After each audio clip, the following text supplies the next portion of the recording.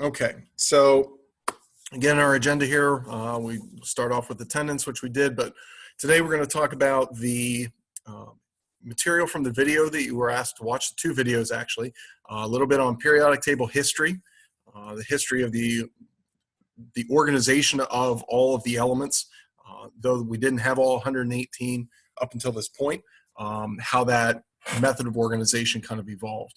And then we'll talk about how to use the periodic table as a way of telling something about the elements just based on their position, and we'll get oriented to the organization of the periodic table.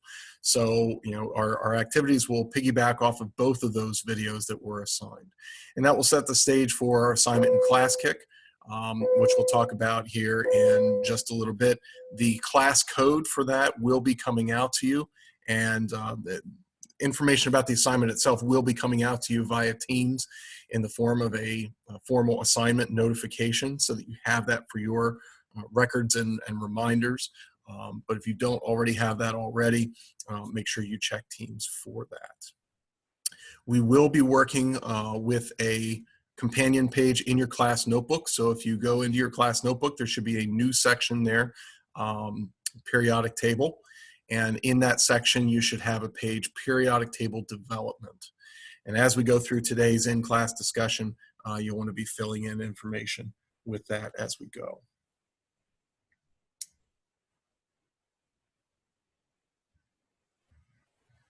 Okay, so, all right.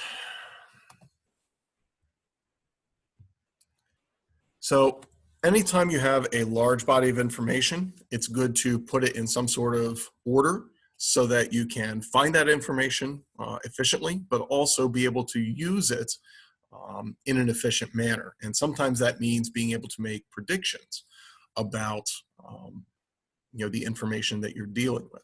So what we're going to talk about here and what you have in your class notebook are 5 different individuals that made some, you know, notable contributions to the effort to arrange and organize the information that we have and know about the elements of the periodic table. Now, this is not to say that these are the only 5 people in history that have ever attempted this. Lots of people have. It's just that history credits these individuals with their, you know, individual particular contributions that were made. And as you'll see, some of them, even within this subset, are given more credit than others for reasons that we'll talk about in a little bit more detail.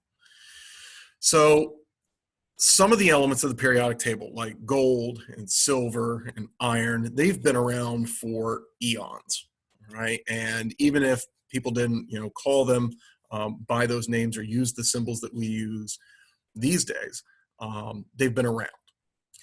Other elements have only been discovered and characterized within the last 100 years. So the body of information about the periodic table, or the elements of the periodic table, has really grown.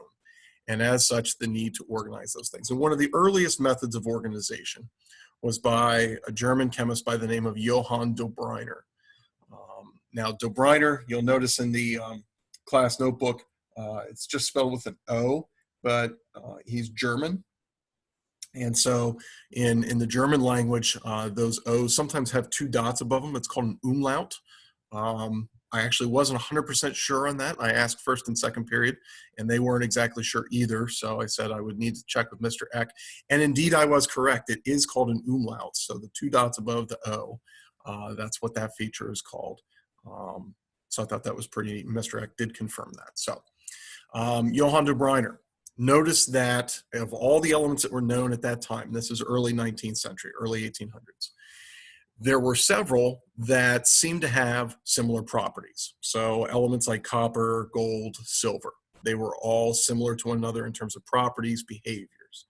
And they were, you know, nice to look at. So they were used to make coins. They were called the coinage metals. Then you had others like lithium, sodium, potassium that all derived from the same sort of source, plant roots, and all had similar chemical behavior, and they became known as the alkali metals. So Dobryner recognized these independent groups of elements that all seemed similar, and he grouped them into groupings of 3, which he called triads. But they were separate from one another. Okay, but that was one of the earliest methods of organization. Well, organized but separate from one another doesn't allow you to really see any relationships between them. So scientists kept working on it, and they were trying different methods of organization. Alphabetic doesn't always work well. Some things it works well. You know, a dictionary, alphabetized content works great. With the elements, not so much. And so the next effort that we kind of see that gains some sort of traction was by John Newlands. And Newlands noted that when you organize the elements from lightest to heaviest, every eighth element, there seemed to be a repetition of properties. So 1, 2, 3, 4, 5, 6, 7, lined them up in order, and then that eighth element seemed to have similar properties as the first one. So what he did was he started a new row. And what we begin to see is a more conventional shape to a table with columns and rows. And each row would start again with the next element that had similar properties as that of the first. And so this repetition, this periodic repetition, that's why it's called the periodic table of the elements, because at a set interval, there seemed to be a repetition of these properties. You go to the library, to the periodical section, what do you find? Newspapers, magazines, other publications that come out at a set interval. That's why it's called the periodic table. So anyway, every eighth element, this was known as the law of octaves, 8 for octaves. So again, this is in the 19th century. And so we get to about 1850, 1860, and this is widely recognized from lightest to heaviest as a good way to organize the elements, because there then seems to be a predictable repetition. And so 2 scientists were working with this method concurrently, but separately, because they were in different countries. And they didn't have the internet and all of this. So rapid communication was totally not a thing back then. It might be weeks or even months before news of a scientific discovery made its way to a different country or to a different part of the world. So you had Lothar Meyer, who is a German chemist. He is pictured on the right-hand side here. And then you have the Russian chemist Dmitry Mendeleev here on the left. Okay, and both of them looked at the elements and said, all right, when we line elements up by atomic mass, their properties are going to vary as a function of that, meaning they're going to repeat as we increase them by mass. We're going to see that repetition occurring. So that's where they were both on the same page, again, working independently, but came to the same conclusions. And they even recognized that when they got to the next heaviest element, but it didn't quite match the next open space in terms of the other elements in the columns, they both recognized that they needed to skip a space and put that element in the column that corresponded to the properties. Again, putting emphasis on that relationship that elements in the same column have similar properties. The distinction between the two becomes by which, what did they do with those spaces? For all intents and purposes, from what we know, Meyer just kind of accepted it and moved on to other things. But Mendeleev actually made predictions about what those missing elements would be like if and when they were ever discovered. So he made these predictions, wrote them up, published journal articles, and like so often happens, when you publish in the scientific community, it's read, it's noted, but then a lot of times it just gets kind of filed away until it becomes relevant again. And so, as you saw in the video, one of those elements that he predicted, he called ecosilicon, meaning after silicon.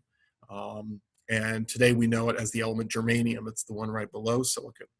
And so he made predictions about these properties, published it, and it kind of got forgotten, put aside until about 2 decades later when germanium actually was discovered. And so the scientists that discovered it studied it, wrote it up, published it, and first of all, looking at the predictions of Mendeleev, they were very, very accurate. There was one that was kind of a notable exception. I think it was the oxide density, but I'm not 100% sure on that. But at any rate, Mendeleev, saw this news and was reading this article, but noted that one of the values that was published didn't match up with his.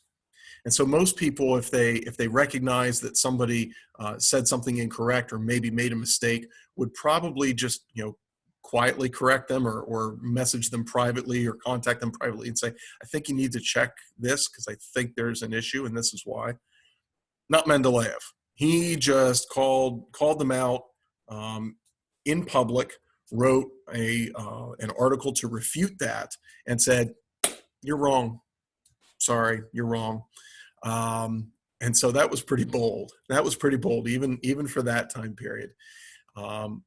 But the funny thing is, the scientists that discovered germanium and characterized it went back, checked the calculations, and found that he had made a mistake. And so when he redid the calculations and got the correct answer, turned out Mendeleev's number was, in fact, pretty much spot on. So it's for instances like this and just the manner in which Mendeleev suggested arranging the elements and the way it lent itself to making predictions, which he did do, and those predictions turned out to be accurate. That's what garners him the title Father of the Modern Periodic Table. So again, Meyer and Mendeleev pretty much did the same thing. Mendeleev went a little bit further with it. And because he went further with it and it turned out to be correct, Mendeleev's name is synonymous with the periodic table. Lothar Meyer, unless you're studying chemistry and really looking into the history of it, you probably haven't even heard of him before this discussion. So for as great as Mendeleev and his arrangement of the elements was and is, there were a couple of problematic areas. And again, this was detailed in the video, but there were several locations where lining elements up from lightest to heaviest did cause issues, all right, in terms of matching up with the elements of similar properties in the same column.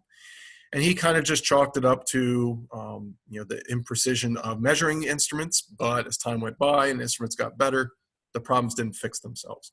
And it wasn't until the discovery of subatomic particles in the late 19th, early 20th centuries, and then the work of Henry Moseley to take a look at different elements and study how many protons there are in each element. Moseley, a British chemist, decided, well, why don't we try arranging the elements not by mass, but by number of protons? And when he arranged the elements by increasing number of protons, for the most part, it was the same order, but there were a couple of places where the order was switched, and every place where it was switched were those problematic areas in Mendeleev's arrangement. So Moseley's contribution was to alter the periodic law, which was just the statement of the properties of elements are a periodic function. Mendeleev said it was a periodic function of their atomic masses. Moseley changed one word and it made all the difference. He changed the word masses to numbers. So our modern periodic law, which governs how the elements are ordered on the periodic table, is and describes the properties. The properties of elements are a periodic function of their atomic numbers. All right. So hopefully through that discussion, you have managed to fill in the names for each of those contributions that are in your class notebook. Again, Dobriner with triads, Newlands with the law of octaves. Then you had Lothar Meyer, the German chemist, and Dmitry Mendeleev, the Russian chemist, arranging elements by atomic mass and showing that similar elements should be in the same column. And then Henry Moseley, who tweaked that idea and simply said they should be arranged by atomic number, not atomic mass. And then your elements with similar properties would line up vertically. All right, so at this point, if you can give me some feedback. I'm going to pause here just for a second.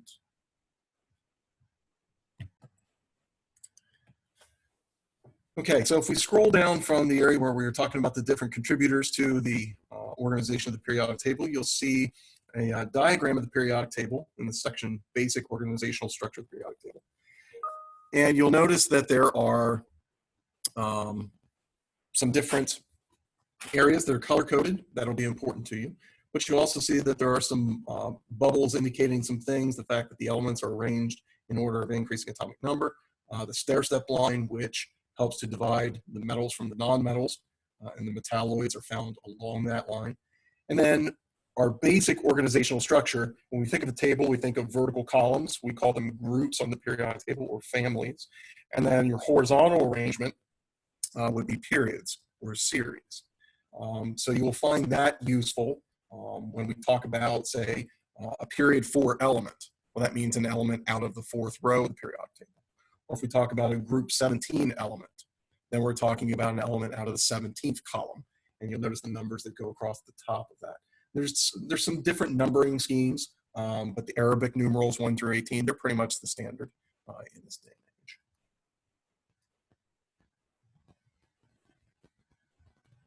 All right. And back here. Okay. So if you continue scrolling down, and what you should have just seen pop through as a notification was information about your activity that we're going to work through in Classkick. So in that assignment, you should have a link that points you directly to the Classkick assignment itself. You can also get into the Classkick app and use the code that you see here. Again, if you are watching this recording from a period different than 5th period, this will not be the code that you use. You'll want to use the one that came through in Teams. All right. So I am going to actually go over to Classkick and walk you through. If I can find.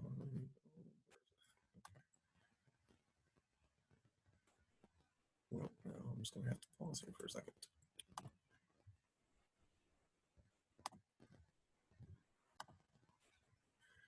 Okay, so again, give me real quick here, give me a green check if you are able to see my Classkick screen.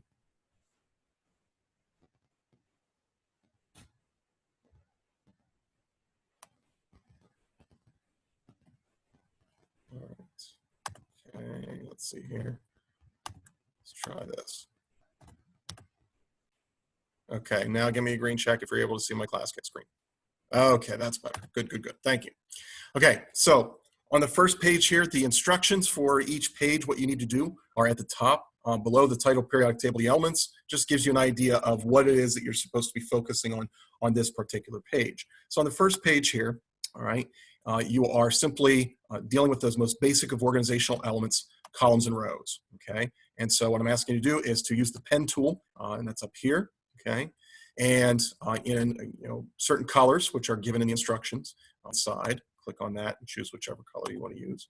But you need to outline an example of a group or family of elements, and also an example of a period or series of elements, and do that in green.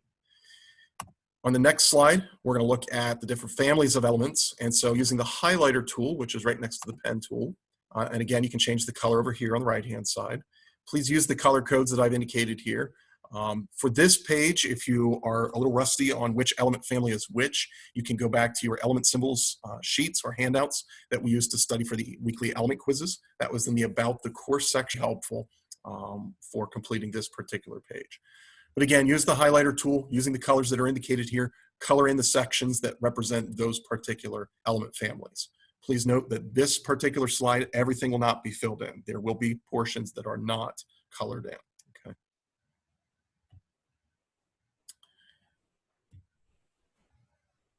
All right, third page here is looking at different types of elements, the main classes. There are 3 main classes of elements: metals, nonmetals, metalloids. And so again, with the highlighter tool, you're being asked to color code those elements that belong to each of those categories. Also, please note that you should use red pen to draw in that stair-step line border in the appropriate spot. Okay, so 4 different things that I'm looking for on this slide. Slide 4 is looking at the elements in terms of their typical state of matter at normal room temperature conditions. Now, some periodic tables that you look up may be color-coded to help with this. Ours here in the classroom are, and the one that was used for the video that you were asked to watch the classifying elements using the periodic table, that uses the color-coded periodic tables from here in the classroom. So rewatching that video and pausing it could be very helpful in completing this page. Again, please use the highlighter.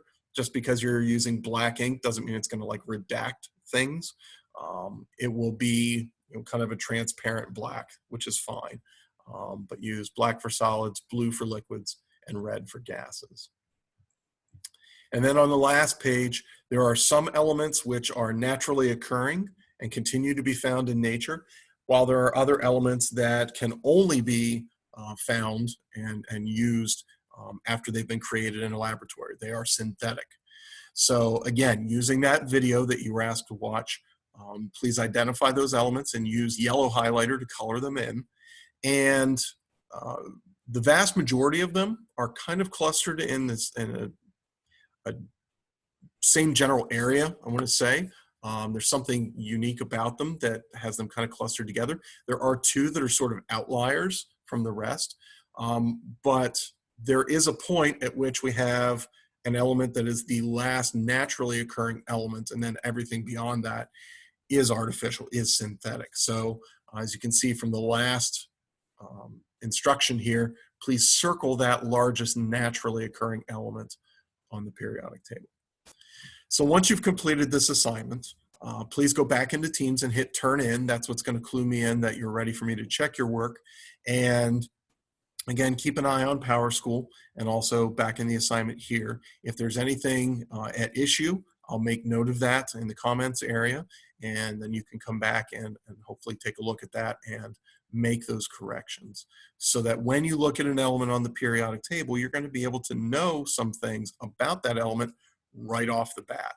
What kind of element is it? What state of matter would you expect it to be in under normal conditions? Things of that nature.